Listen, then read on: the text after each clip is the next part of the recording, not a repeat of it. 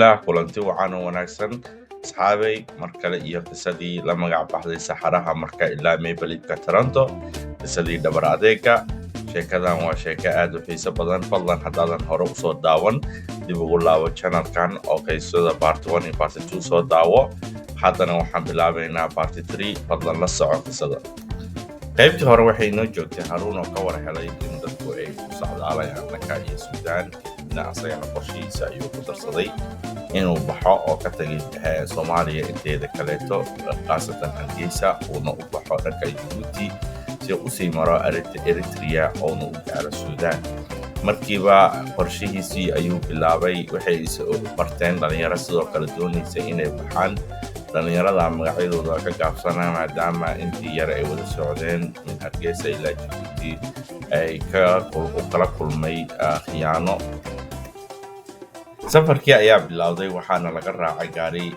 u socda Djibouti markii la gaaray xuduudka Djibouti gaariga dadka shacabka ee aanan haysan sharciyada ku gudbi kara borderka waa ay ka tagayaan kadibna lugta ay dhinaca kale ka marayaan waxyar meel ka fog meesha ilaalada oo controlka ay joogaan asaga iyo dadkii kale sharciyada aan haysan iyo labadii wiil ee la socotay ayaa ka bilaabay meeshii socod safar dhulka ah oo ay ku lugeynayaan mar alla markay ka baxeen xuduudka muddo 2 saacna ay lugeynayaan kadib waxaa u yimid gaari oo qaaday meeshii ay 2 saac ku tageen kadibna caasimadda Djibouti ayuu geeyay waana meeshii ugu horeysay oo uu ka bilowday safarkii dhulka carrada Soomaaliya looga baxayo dhul carra Soomaali looga hadlo afka Soomaaliga looga hadlo looga baxayo habeenkii koowaad waxay ku bariyeen magaalada Djibouti caasimadda Djibouti asaga iyo dhalinyaradii kale subaxina dhalinyaradii waxay go'aan ku gaareen inay kala harayaan markii ay soo baxayeen waxay isku darsadeen wixii oo dhalinyaro ay safarku mari lahaayeen oo ay jidku sii maraan mar alla markii la soo gaaray Djibouti dhalinyaradii waxay go'aansadeen inay noqdaan ay ku laabtaan Hargeysa oo ayna safarkan sii aadin kadibna qarashaadkii ay isku darsadeen dib la isugu celiyo balse Haruun waxaa lagu sameeyay khiyaano oo qarashkii asaga uu ku darsaday meesha waxaanan u qalmin ayaa loo soo taagay kagama aysan darin oo wuxuu fiirsanayay asagu safarkiisa buuq iyo qaylana ma geli karin markiiba Haruun wuxuu qaatay intii yareed ee loo soo taagay waana isaga safray balse Ilaaha ku maciinay oo u gargaaray oo dhibaatana aanan tusinin halkii oo safarkiisa ka sii watay markaa wuxuu bilaabay inuu indheeyo gawaarida aadaya dhanka xuduudka Eritrea waxaa loo sheegay meel laga raaco baabuurta aada Tajora magaalo la yiraahdo oo ay degan tahay dhulka cafarta uu yahay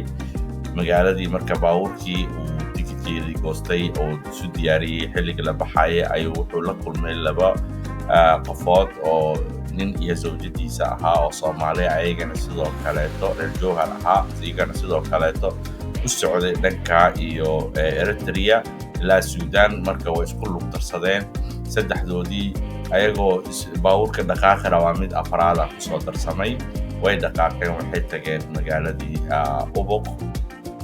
magaaladii Tajora aan dhahe habeenkii waxay ku bariyeen magaalada Tajora habeenkii markay waaga bariyeen ay subaxii quraacdeen kadibna waxay raadiyeen gawaarida aada magaalada oo dhanka xuduudka ka xigta Tajora markaaba waxa ay heleen gaari baxaya galbihii casarka kadib isla markiina waxay ku soo laabteen hoteelkoodii xalay habeenkii bariyeen ilaa laga gaarayo duhradii maray duhradii soo baxeen oo ay sii socdaan halkii laga raaci lahaa gaariga aadaya ayaa waxaa jidka u galay nin cafari ah oo tuug ahaa isku dayay inuu baarto oo waxay wateen ka qaato balse nasiib wanaag ninkii waxa ay ku sameeyeen maadaama ay ka badnaayeen asagii ay cirsadeen oo way ka gacan sareeyeen markiina waa ka tageen ninkii gaarigoodii waxay aadeen meeshii ay ka raaci lahaayeen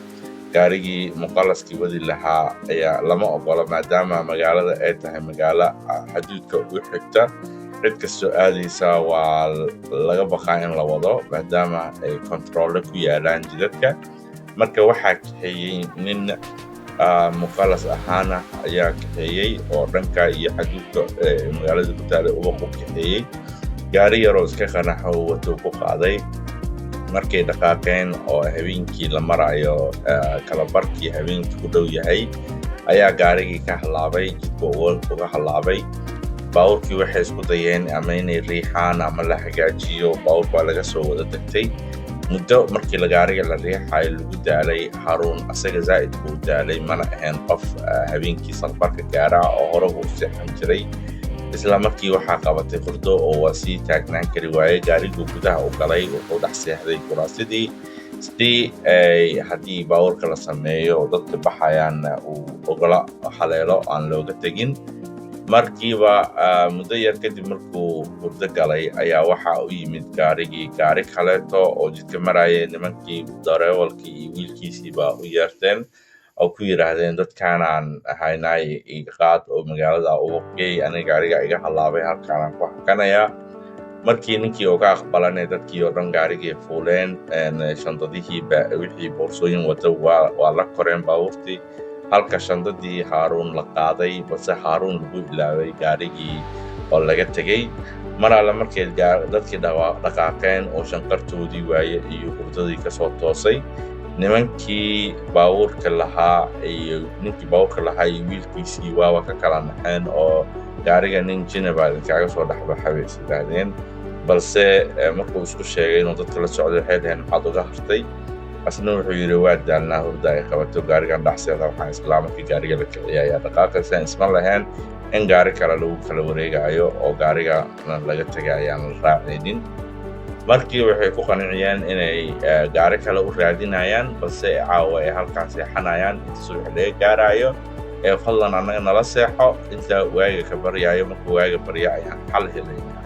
Mar alla markay isku qorsheeyeen inay halkii seexdaan, Haruunna uu daaran yahay, uu raba inuu seexdo, ayaa waxaa soo muuqda gaari kaleeto. Wiilkii yaraa iyo aabihii baa ku kala cararay, gaarigii kale joojiyeen. Nasiib wanaag gaarigii kale ayaa Haruun soo qaaday oo u soo qaaday dhanka iyo magaaladii Ubaq. Markuu ka soo dhaqaaqay uu 15 daqiiqana ka soo fog yahay gaarigii uu ka soo tegey, aana gaarinna magaaladii, ayaa wuxuu jidka dhexdiisa ku arkay boorsadiisii oo jidka dhex taala. wuxuuna ku aqoonsaday boorsada waxay ahayd unique, boorsada ciidamada militariga ee qaataan oo tuutaha ah. Mar alla markuu arko ninkii dareewalku sheegay boorsadii dhawaatana dadkii iga soo horreeyay baa soo qaaday, halkaan bay kaga tageen. Ninkii baa ku yidhi anaa kuu soo saaraya, iska fadhi gaarigaaga dhexdiisa. oo u soo saaray. Markiina way dhaqaaqeen oo waxay aadeen dhanka iyo magaaladii Ubaq. saacado yar kadib waxay soo gaareen magaaladii Ubaq maray ahayd salaadii subax 5 subaxnimo. meeshii lasoo wada toosay, magaalada salaadii loo soo wada toosay. Haruun waxaa la geeyey guri lagu soo dhoweeyey Soomaalida socotada ah oo la yidhaahdo Welcome House oo ku yaalay magaalada Ubaq. Gurigii markuu tegey waa la soo dhoweeyey, waana qubaystay. Salaadii markuu tukaday kadibna wuu seexday. aduu maray tahay 10 subaxnimo ayaa waxaa loo soo kaagacay quraac. Markii uu quraacday isagii oo markaa quraacda dhameeyey ayaa waxaa soo galeen mar quraad dadkii xalay kaga soo tegay gaariga ayagoo wada socdaan.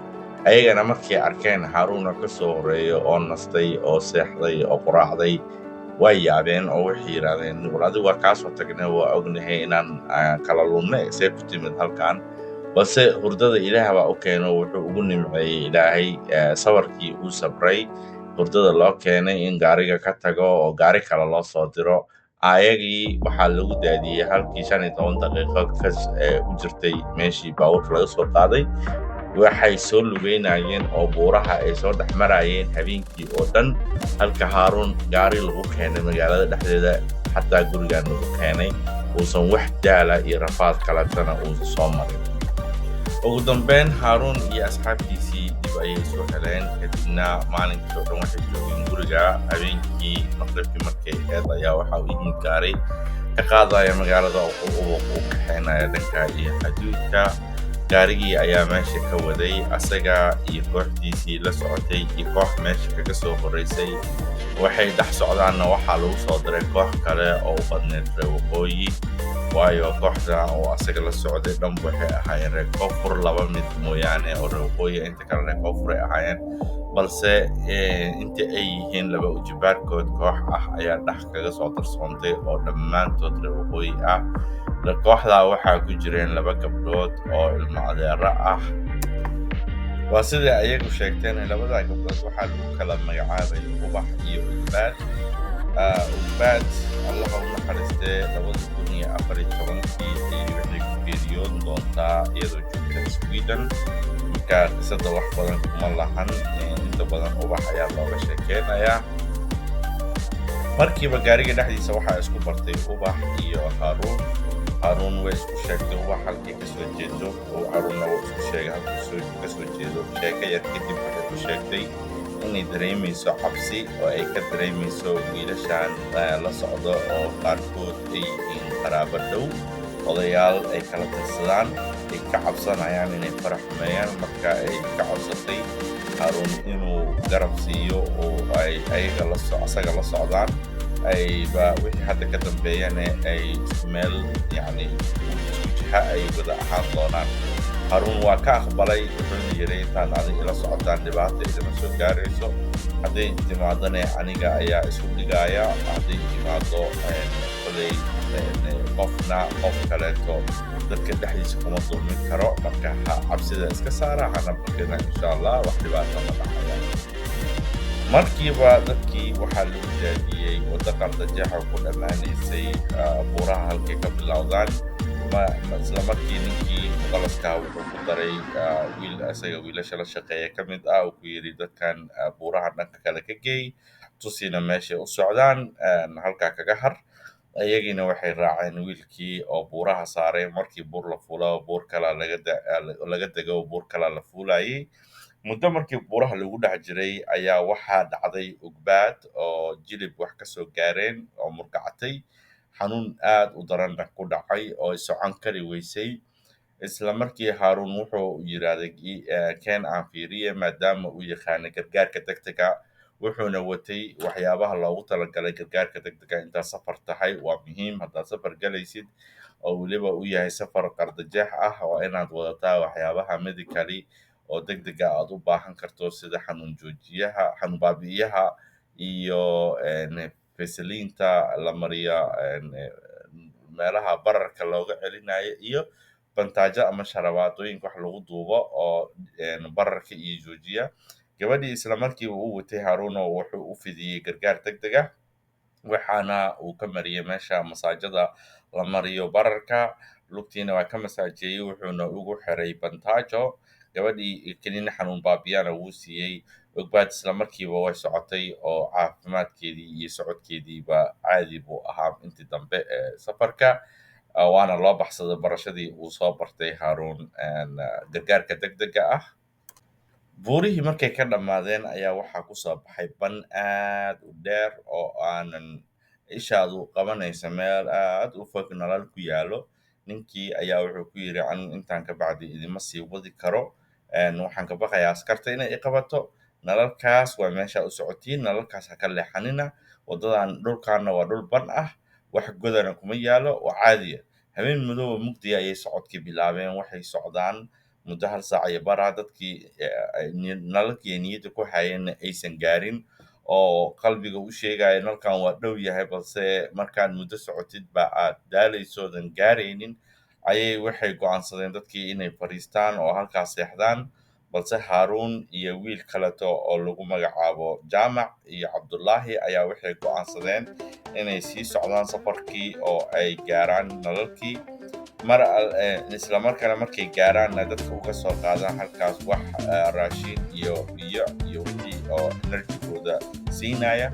markay saddexdoodii gaareen tuuladii ugu soo horreysay oo ay meeshii nalalka ka muuqdeen ah, ayay waxay cuneen wixii cuni kareen. kadibna waxay usoo qaadeen Haruun iyo Jaamac ayaa waxay usoo qaadeen dadkii wax raashin iyo cabitaan biyo la cabo iyo waxyaabaha enerjiga dadka buusireeya. markay kasoo dhaqaaqayeen, Cabdullaahi ayuu sheegay inuusan soo raaci karin maadaama uu aad u daalan yahay. kadibna waxay go'aansadeen ayagii inay u laabtaan dadkii, maadaama aanan dadkaa looga tegi karin saxarahaas, baahi iyo oon dartiisna habeenka madow aysan ugu gam'i karin. way soo dhaqaaqeen.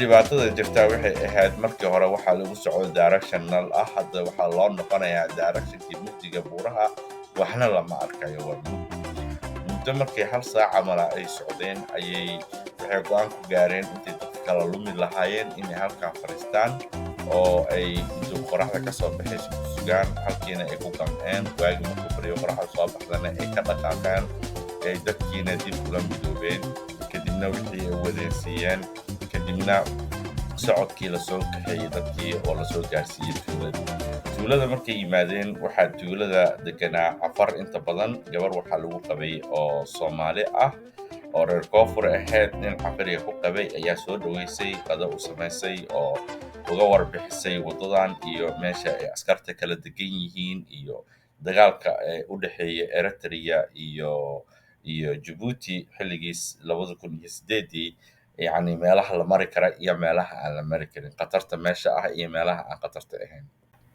Sidoo kale waxay u sheegtay inaanan kulli la israaci karin maadaama dadku ay ahaayeen sodomeeyo oo ay iskala qaybiyaan oo ay qayb koox u kala baxaan. Marka waxaa bilaabatay awalba koox loo socday, koox walba inay kooxdii ay la socotay raacdo oo ilaa aan 10 laga badanin, haddii laga yaraanayana kasii fiican tahay.